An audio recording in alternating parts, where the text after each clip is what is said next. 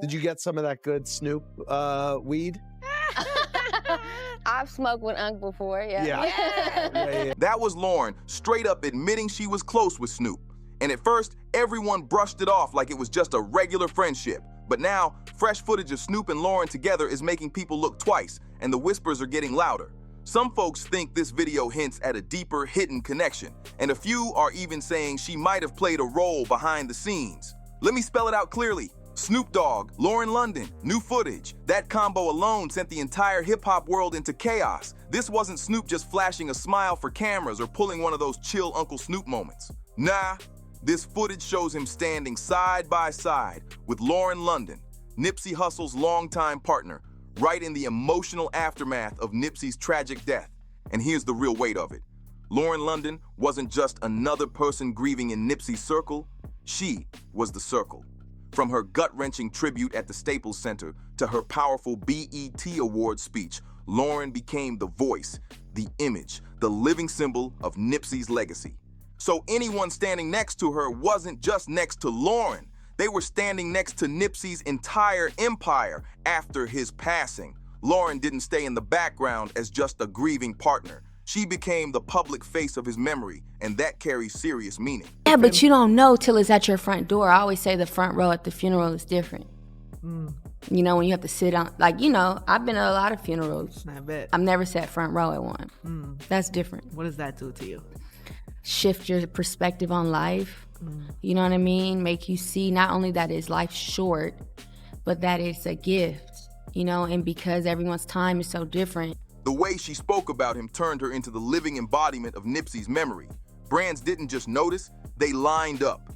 She was pushed front and center in campaigns, honored at award shows, handed the mic for tributes, documentaries, everything. When it came to telling Nipsey's story, the culture leaned on her voice to carry his impact forward, and she was everywhere. Not because she chased the spotlight, but because the culture demanded it. People wanted to see her, hear her, and understand Nipsey's legacy through her words. That elevated her beyond just a partner. She became something bigger, a chess piece in a much larger game. If you stood next to Lauren, you stood next to Nipsey's memory, and that's exactly why this clip caused such an uproar. Being close to Lauren meant being close to Nipsey's legacy, and in a world where that legacy was already under pressure, Snoop's presence in that frame didn't feel random. To many watching, it looked calculated. And to understand why people reacted so strongly, you've got to rewind to the moment Nipsey was killed. When those shots rang out in front of the Marathon store, Los Angeles didn't just lose a rapper. It lost a community builder, a businessman, a leader who rose above the block while still holding it down. And when someone becomes bigger than their block, the fallout is never clean. Love gets matched with jealousy. Loyalty runs into betrayal. In the immediate aftermath, Nipsey's brother, Black Sam, stepped up as the protector. He wasn't just grieving, he was guarding the legacy. He made it clear Nipsey's empire would stay under family control, and anyone disrespecting his brother's name would face serious pushback. Those weren't empty words at all. That disrespect, bro. You know what I am with, bro. You better smack. In they presence, ain't nobody disrespected, bro. That was a warning shot. Black Sam knew exactly what was coming. He knew vultures would start circling. He knew opportunists would try to slide in. And he wasn't about to let Nipsey's empire turn into an open feeding ground. But here's where everything started getting messy fast. Nipsey's empire wasn't built only on paperwork and business deals. It was built on relationships. And relationships are fragile, especially under pressure. Even among people closest to Nipsey, cracks started showing. Brick Baby openly admitted that he and Black Sam had their own clash after Nipsey's death. And at the core of it all was loyalty. That says a lot. Basically, it was like, you rocking with him? Like, you rocking with him? I'm rocking with my brother. This is what Nipsey's loss did. It forced everyone to choose a side. It made every alliance look suspicious. Grief didn't just stay grief. It turned into doubt, tension, and side eyes everywhere. Then came Charleston White's explosive claim. He said the part nobody wanted to say out loud. He claimed Nipsey wasn't taken out by just one person, but by jealousy rooted inside his own circle. All the big homies in the set was jealous of Nip, because all the young Nip. Nip got bigger than the program, so Nip got clipped to Nip. Let that sink in. If Nipsey was targeted because he rose too high, then the danger wasn't just outside the camp. The empire was under pressure from within, and that's exactly where the industry steps into the picture. While the family fought to protect control and the streets wrestled with envy, the music industry saw opportunity. Nipsey cracked a code they hated. He owned his masters, his brand, and his block. Independence was his crown, and in an industry built on control, that kind of freedom made him a real problem. Suge Knight, speaking from behind prison walls, made a claim that tied everything together. He said, Puffy destabilized Nipsey's circle by introducing them to harder drugs. Puffy the one got these dudes on hardcore drugs. He was introducing these guys to different type of level of drugs. This wasn't framed as partying or nightlife. According to Suge, this was about weakening a movement from the inside. Then he dropped another bomb, and this one dragged Snoop into the spotlight.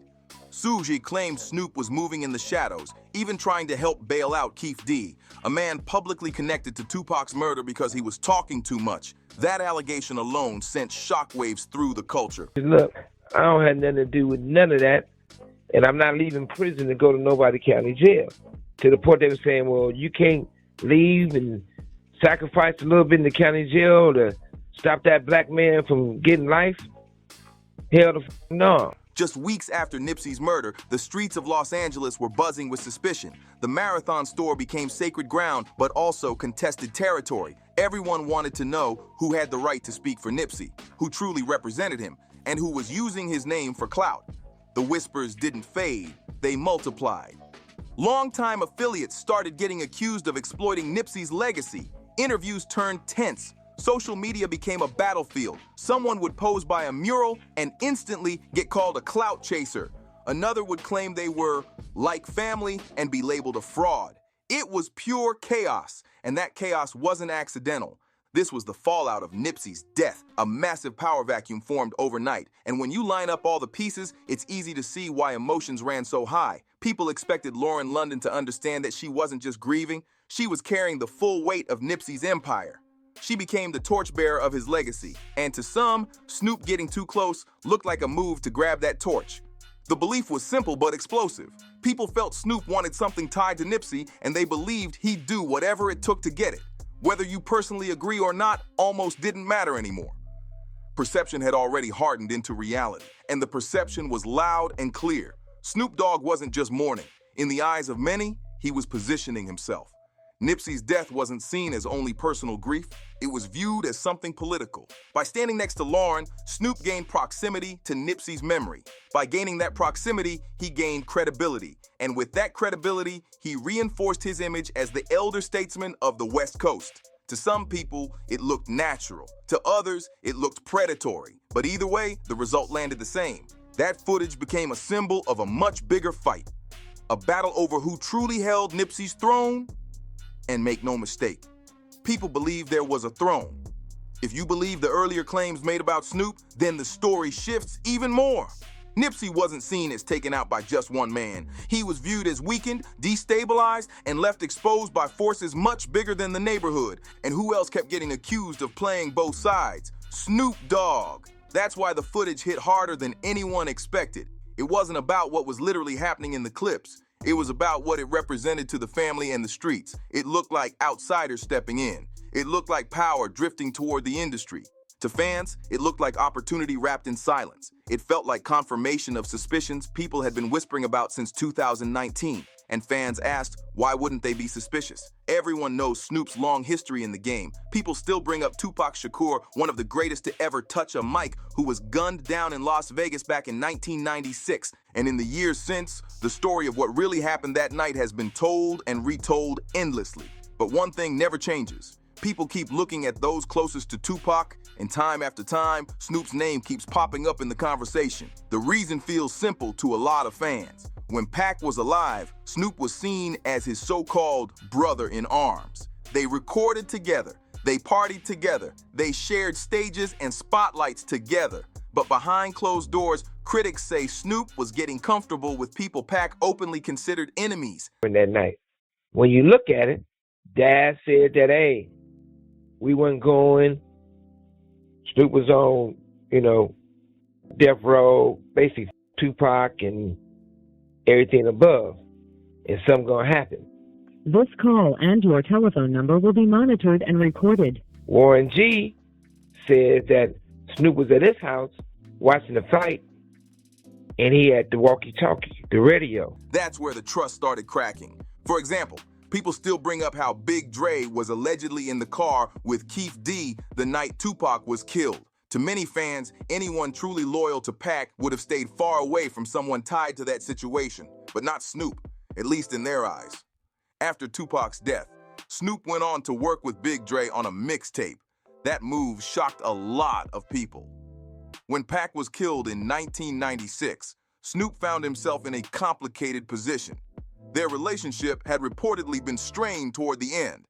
But after the tragedy, Snoop reemerged as one of Pac's loudest mourners, publicly aligning himself with the loss while also connecting with figures linked to the controversy. Let that really sink in. A close friend is murdered. The suspects are still being discussed openly, and instead of keeping distance, you're making music with people tied to the story. To many fans, that didn't look like loyalty. It looked like betrayal. And critics say it didn't stop there. Over the years, Snoop has been accused of embellishing stories about Pac, retelling moments in ways that seem to shift with time, leaving fans questioning what's real and what's rewritten. Other times, critics say he didn't just exaggerate, he flat out made things up. Take one example that always gets brought up. Snoop once claimed Tupac was the one who introduced him to blunts. Sounds like a legendary story, right? Except the timeline doesn't line up at all. Cameron Diaz herself publicly said she used to buy weed from Snoop back when they were in high school. That means Snoop was already deep in that lifestyle long before Pac ever entered the picture. So when people hear that story, they ask one question loud and clear: why lie? To critics, the answer is image and legacy. Snoop knows fans love seeing him as part of Pac's inner circle, so they believe he reshapes history to fit that narrative. Napoleon, a member of Tupac's own Outlaws crew, publicly called this out. He said that story about Pac being disliked in prison was fake. In his words, Pac wasn't hated in prison, he was respected. According to Napoleon, Snoop made that part up. Even Nas got pulled into these stories. Snoop once told a dramatic tale about Tupac confronting Nas at the 1996 VMAs, claiming Nas showed up with 100 shooters and Pac was being reckless. But Napoleon, who said he was actually there, shut that down. He said that confrontation never happened the way Snoop described it. In reality, Pac and Nas reportedly handled the situation calmly, squashed the misunderstanding, and moved on like adults. Nas himself later confirmed Snoop's version didn't match what really happened. So critics say a pattern keeps showing up: create myths after someone passes, position yourself as their brother, and distract people from the fact that your actions while they were alive told a very different story. Now, let's talk about Biggie. Over the years, Snoop has often painted himself as being close to Biggie, especially after Tupac's death. He's told stories about deep conversations, mutual respect, and quiet moments of peace between them. But according to Gene Deal, Diddy's former bodyguard, that image was more media spin than real life. But yet still, Big came out to California, and you don't see not one picture of him and Snoop together. You don't see not one place where they smoked a blunt together. Both of them like to smoke. We was in the studio with Bone Thugs and Harmony. Snoop never came over there. So you tell me, was they really that cool? Or it was just a facade that was put up? Gene Deal raised a simple but sharp question. If Snoop and Biggie were really that close, why didn't they ever hang out when Biggie was in Los Angeles? Yet somehow, Snoop later claimed he ran into Biggie in Atlanta after Pac's death. To critics, that story didn't add up at all. Once again, the narrative didn't match the reality, and that brings it right back to Nipsey Hussle. Because if you're seeing the pattern, you already know what people notice next. It's up, man. I just want to send prayers out to Nipsey Hussle and his family, to Lauren London and her family. It's up, man. Nipsey dies, Snoop mourns publicly. He calls him my dear brother, shows love, and drops a tribute record. He even tells the world Nipsey was the new Snoop, and grieving fans embraced it. But when people looked closer, cracks started showing. Yes, Snoop had warned Nipsey about certain dangers, but at the same time, he was also seen around Big U, and that raised eyebrows because Nipsey had openly warned others about that same man. Nipsey even had a diss track aimed directly at Big U, making it clear he didn't want control or pressure. The streets knew there was tension. People believed Nipsey was pushing back against being controlled, and that made his situation dangerous. So when fans saw Snoop still moving comfortably in those circles, it didn't sit right. To many, it felt like another replay of an old pattern. and that's why the questions never stopped. So once again, people say history repeats itself, just like with Tupac, just like with Biggie. When the legend is alive, critics believe Snoop aligns himself with their rivals. But when the legend is gone, he steps forward and rewrites the story, placing himself front and center as the grieving brother. And that's exactly why many fans say Nipsey's death can't be viewed as just a random hit anymore. Yes, Eric Holder pulled the trigger. That part is public record. But according to street whispers and leaked claims, Eric Holder didn't design the entire play. People believe there were bigger forces involved. Hidden hands, powerful interests that stood to lose if Nipsey kept winning the way he was winning. And to some observers, recent leaks feel like they're feeding into what the streets have been saying for years. Lauren London, in this narrative, wasn't just seen as caught in the middle. Some people speculate she may have known more than the public realizes. Toward the end of Nipsey's life, he was reportedly pulling back from industry events, refusing to check in, refusing to play along with pressure or control. Fans now ask a haunting question. If Nipsey had fully realized that someone close to him had ties to the very forces he was trying to escape, could things have turned out differently? Because if there's one thing critics say Snoop has mastered, it's surviving the aftermath. He always seems to land on his feet after the smoke clears. When Nipsey Hussle was killed on March 31st, 2019, it wasn't just another tragic hip-hop headline. It was an earthquake. It shattered lives and sent shockwaves through music, culture, and communities worldwide. For millions, Nipsey wasn't just an artist playing through speakers or streaming apps. He was living proof that you could rise from nothing, beat the odds, uplift your people, and build something real without selling your soul to the system. Fans love Nipsey for way more than his music. He lived everything he talked about. He didn't just rap about ownership, he owned his masters. He didn't just preach reinvesting in the hood, he built real businesses in Crenshaw and gave jobs to people society had already written off. And he didn't just talk about loyalty, he stayed rooted in his community even after fame and money gave him every reason to walk away. He never turned his back. So when the news broke that Nipsey had been gunned down in front of his own Marathon store, a place that symbolized his entire vision, the reaction was instant, raw, and overwhelming. In Los Angeles, the streets filled up fast. Crowds gathered outside the Marathon, leaving flowers, candles, handwritten letters, and murals. People cried openly, hugging complete strangers because it felt personal. It felt like losing family. And in a real way, that's exactly what it was. Nipsey had become the voice of South Central, but his reach stretched far beyond that. Murals didn't just pop up in LA, they appeared across the country, from Houston to New York, Chicago, and beyond. Even overseas, from London to Lagos, walls were painted with Nipsey's face and the words, "The Marathon continues." Social media exploded with tributes, hashtags, and emotional posts. For weeks, it felt like the culture itself hit pause to grieve. Fans weren't only mourning the man, they were mourning what he represented. They looked at Nipsey and saw a blueprint for something better. He proved you could reject the industry's traps, keep your independence, and still win. And that's why his death left such a heavy question hanging in the air. If someone like Nipsey, someone building businesses, uplifting his people, and staying true to himself, could be taken out like this, what did that really say about the game? So people started asking the real question, what hope was left? Nipsey's death didn't just crush fans, it shook the artists who grew up watching him.